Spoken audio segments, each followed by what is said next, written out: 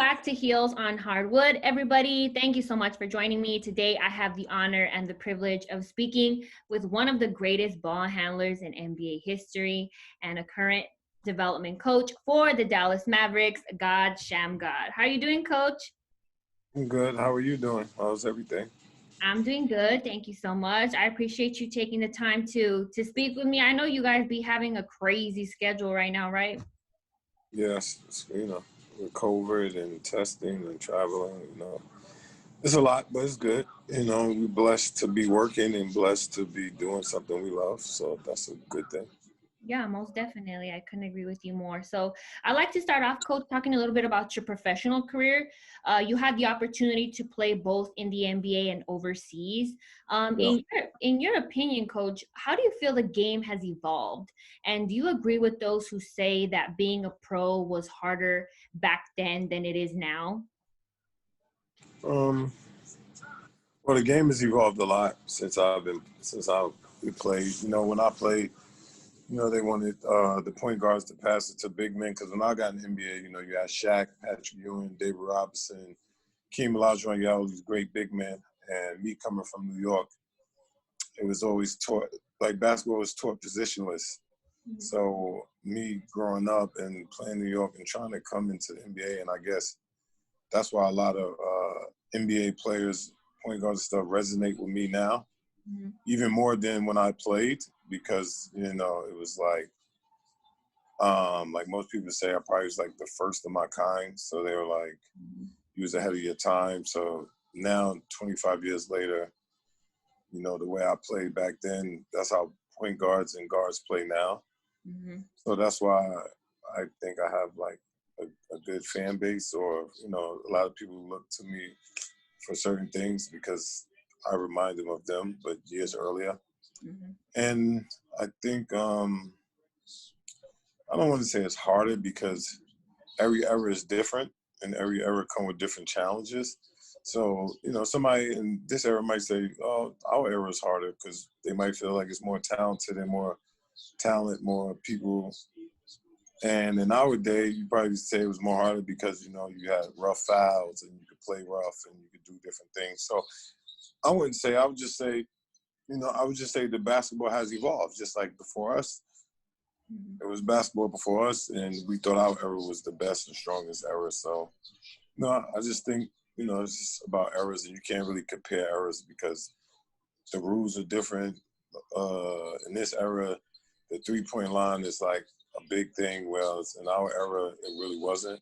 Right. So it's just different. And you kind of pointed something else that I wanted to ask you, is wanting to know if you felt like during back then when you were a pro, did you feel like you were more advanced versus where the league was as a whole at that time? Um, yeah, I feel I was advanced in my thinking. Yeah, because I thought back then a guard should always be like the star of the team and the catalyst of the team and do mostly everything. And as we see now, if you don't have guard skills and can't dribble, can't pass, can't shoot, then most teams you're not even looked at, nowadays, because now is now is more about skills and not more about, when I played it was more about positions. Like Mm-hmm. it was like if you was a center, you was a center. If you was a point guard, you was considered the only person that really dribbled the ball. If you was a two guard, you was the person that catch and shoot the ball. Mm-hmm. Whereas now the NBA is positionless. Mm-hmm. Whereas the center might dribble better than the point guard, Yeah, you and got stuff bigs like doing that. the guard work. Yeah, so if you see like in Denver, you see Jokic, the Joker, like he leads the whole NBA in assists now. Mm-hmm. In my era, that was like that would be impossible. The way of thinking. Right. Mm-hmm. So it's good to see. It's definitely a good comparison. And the way you mentioned, just like the advancement of the way you thought back then. Hmm. And coach, to this day, one of the greatest moves utilized in basketball, you have been accredited to have originated, and that Hmm. is the Shammgod, aka the crossover to God. So how did that move derive? I mean, for me, you know, it happened by accident. I was trying to do something else, and the ball slipped out my hand. And at the last minute, I just ran hard as I can and pulled it back. And I just watched so much film back then that when I saw it, I'm like, you know, man, this could work. Hmm. And then I just kept doing it, kept practicing and practicing, and then it turned into that. And like I said, I think it just originated far as being a move for me is because even before then I was known for dribbling and stuff like that. So it just all came together. Or it came together organically. And then I remember me leaving school when I announced that I was leaving school to go to the NBA, and I went home one day and I was just around my way in the parks and stuff, and I just, you know, heard a little kid like, "Oh, I hit him with the Shammgod" and stuff like that, and I'm like, "What? What is he talking about?" And then from that day forth, I just kept hearing it over and over and over, and it just took Wow, on a life of its own, you know. So, that's you know, crazy. but it wasn't like I walked it, I did something. I said, "Oh, this is a Shammgod," you know. Right, right. You So know, did so you obviously with mentioning that, did you ever imagine something that you created again organically and naturally would eventually become so legendary in the world of basketball and a huge part of your legacy? Like did you ever imagine that? no, because it's funny because out of all the dribbling stuff I did in high school, I think that's probably the least move that I think is good. Like, think is real good. Uh, Wow. yeah, so it's like it's funny, but it's humbling at the same time because, like you said, even when I'm dead and gone, you know, that move and my name will be cemented forever because, you know, every year a different kid is born. Every year a different kid is picking up a basketball.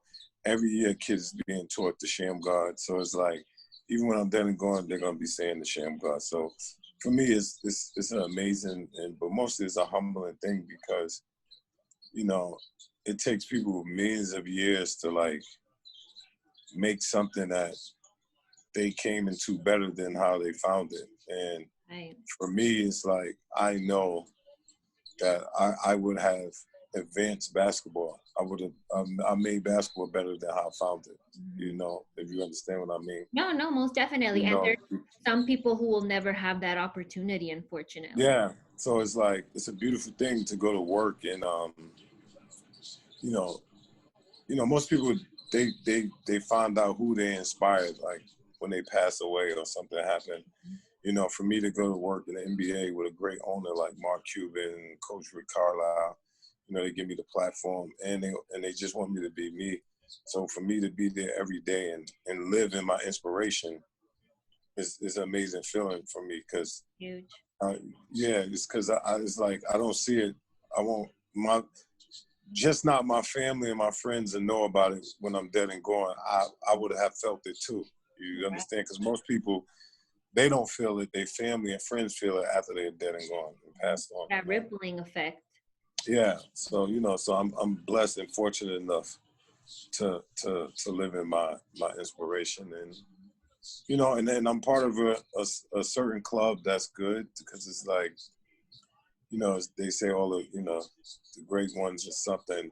They're all known by one name. So I'm happy to be in that category. Mm-hmm. So For to sure, say, for sure. yeah, Definitely a blessing. That's huge. yeah, And you mentioned dribbling, coach, and dribbling a ball is easy, but being able to handle a ball is a yeah, totally different story. And because yeah, you were able to master that at such a young age, you did have definitely. the opportunity to work with some of the greatest names known in basketball, including Yeah, a young Kobe Bryant. yeah. What was that experience like for you, coach? And did that sort of confirm the direction in which you wanted your career to go? No, it's funny because like it's like people know you know for years like I would never speak on like that stuff and then when Kobe got rest in peace when he retired he mentioned it in the article. So Wow. then everybody was like, "Yo, this and that," and I was like, "Oh yeah." And they was like, "What do you mean?" "Oh yeah," and I was like, "Yeah, it's just something." And they're like, "Yo, that's crazy." But for me, it wasn't that crazy because we both was young. You know, he was 16, I was 17, and you know, I was known for dribbling. So his father asked me to show him how to dribble, Mhm. and of course, I didn't know he was going to become Kobe Bryant at Right. that point, but, we sparked a friendship, and that amount of work turned into a brotherhood and a friendship that, 20 years later after he retired, he called me to work with his daughter, rest in peace. And so, those are things I would never forget. And it was like God was turning me into a player development and a coach my whole life. So, that's what I tell people, you got to keep your faith strong, because, if you work hard enough, you might not get what you want, but you always gonna get what you deserve. And put your faith in God plans most of the time better than your own plan. And for me, I could have played in the NBA for 20 years instead of 20 games, and mess my legacy up or not have a shoe. Right. And by me playing in the NBA 20 years and giving a glimpse and inspiring people through my whole journey, I got both. I got a legacy and I got a sneaker deal, so it's like, and my own shoe. Those are things that I couldn't even dream of, growing up and stuff like that. No, that's definitely a huge accomplishment. And like I mentioned earlier, something that unfortunately a lot of people want to achieve one day and won't be able to have the opportunity to do so. But I have to ask you, Coach, during your time as a pro, who would you say was the most difficult person to guard, and who was your best teammate? The most difficult person to guard was Rod Strickland in practice, and probably through my whole journey, it was a kid named Shaheem Holloway when I was in high school, and then after that, probably Allen Iverson. Okay. Which is Allen Iverson is a good friend of mine, so it's like, it was a constant battle when we played against each other in college and stuff like that. And Nice little rivalry. yeah, and we're two people of the culture, so that's two amazing things. That's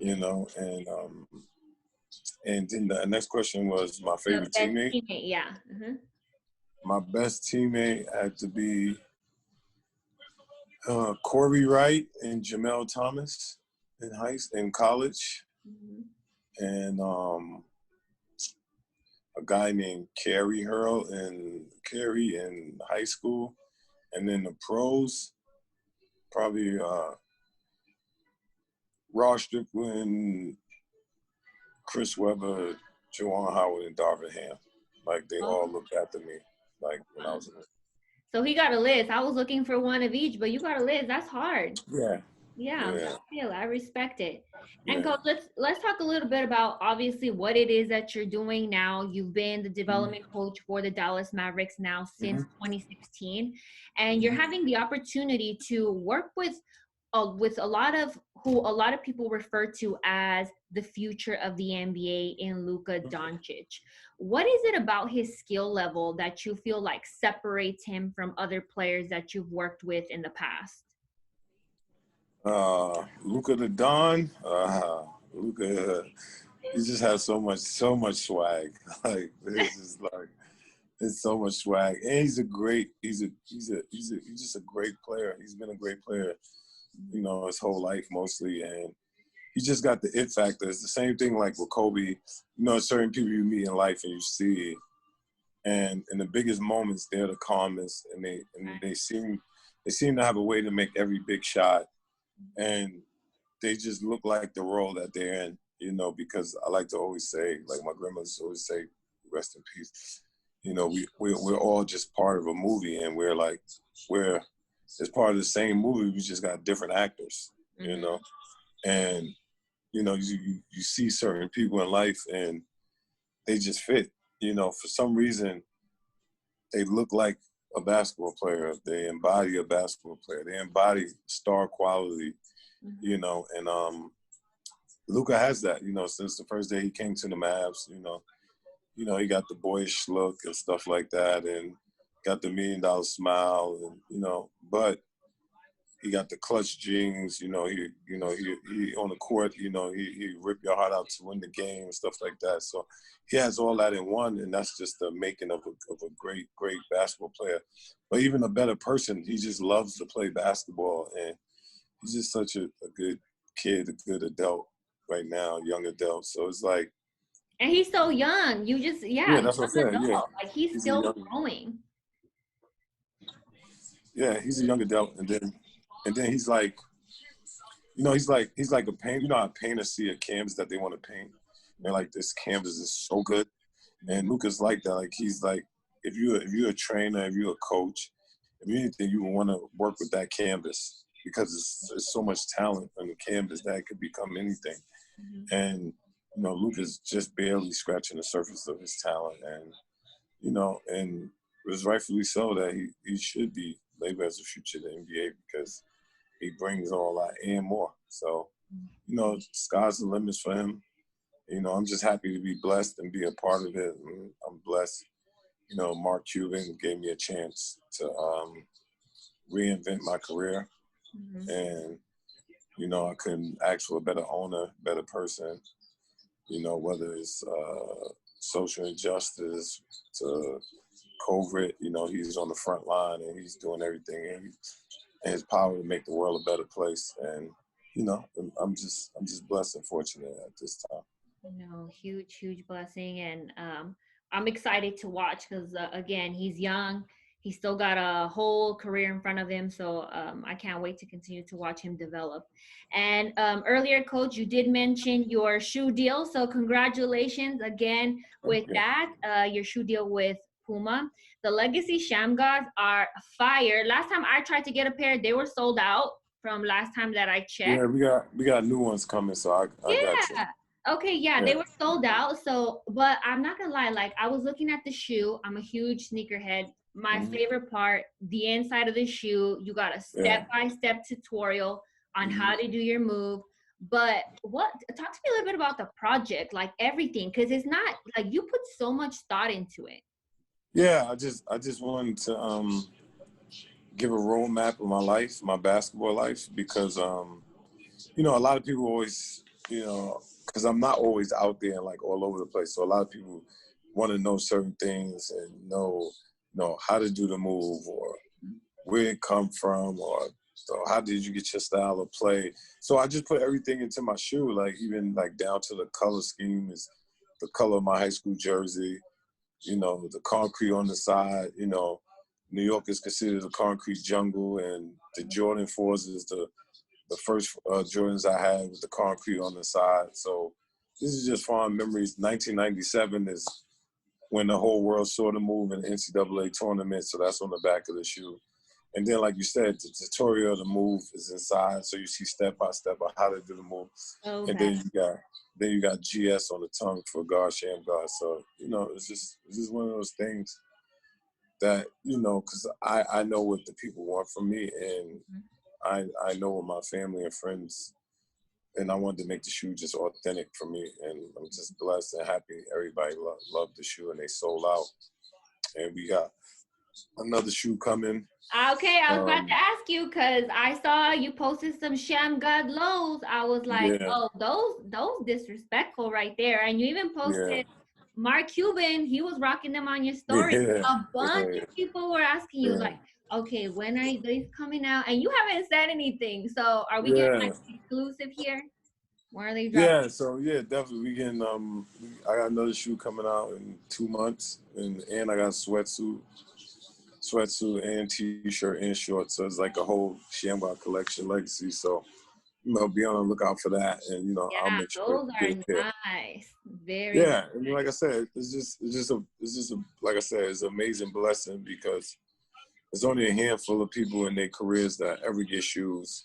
For me to be one of them is a blessing, and for me to be able to design the shoe and put thought in the shoe is even more of a blessing. I work with amazing people at PUMA. PUMA is an amazing company that's, it's like everything for me is kind of aligned in the same way because like the way PUMA is and the head of PUMA, they're the same way as like Mark Cuban. They're about the culture.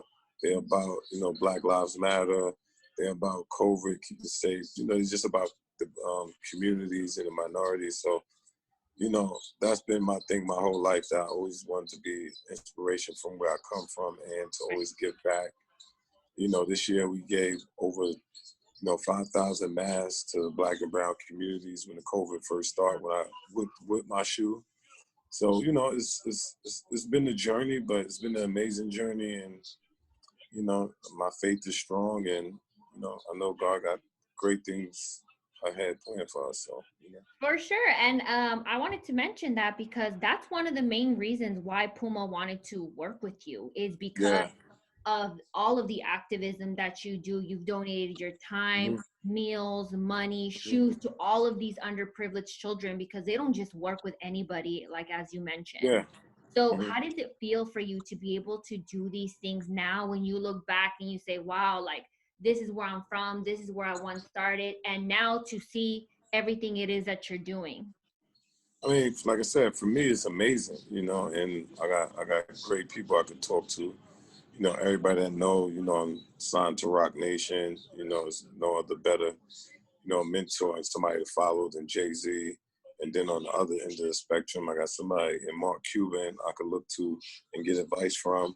And, between those three companies and those three people I'm work with and partner with, like, sky's the limit. And it's just, like I said, feel good that their vision aligns with my vision. Mhm. And like I said, where I come from, I just wanted to give back because it gave so much to me and who I am today as a man, as a person, as a coach, as everything, so father, my husband, so all that stuff. So I just want to make sure that everything is, good, and I give back. And, like I said, the give back is better than the come up. So that's where I'm at. Most definitely. You are blessed to be a blessing, coach, no doubt. And I'm so excited to see what you continue to achieve throughout your career, because I have a feeling you just scratching the surface. That's the scariest part of all. Thank you. Like, I really feel like you are. So again, thank you so much, coach, for doing this today with me. God bless you in the rest of your season. Definitely be safe. I can't wait for those Shammgod Lows. Like, you have to let me know, because I'm a huge sneakerhead. So I can't wait to see those and everything that I you. got you. But All I right. appreciate it. Well, thank you so much to everybody for watching. For now, I'm April Marie, and this is Coach Shammgod. Thank you for having me on. And thank you for everything. Yeah. Yeah.